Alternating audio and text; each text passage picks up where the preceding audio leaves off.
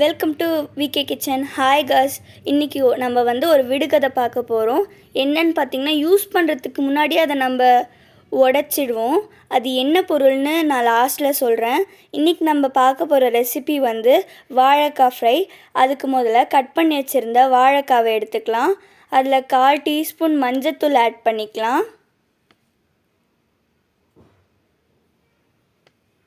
அதுக்கப்புறம் 2 டீஸ்பூன் மிளகாத்தூள் ஆட் பண்ணிக்கலாம்.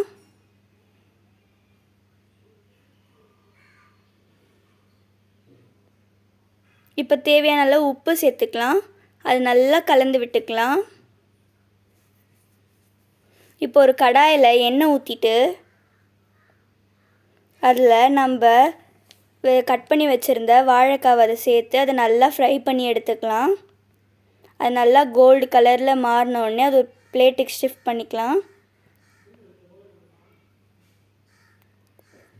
அந்த விடுகதைக்கான ஆன்சர் முட்டை. இந்த வீடியோ பிடிச்சிருந்தா லைக் பண்ணுங்கள், ஷேர் பண்ணுங்கள், சப்ஸ்கிரைப் பண்ணுங்கள், பெல் பட்டனை கிளிக்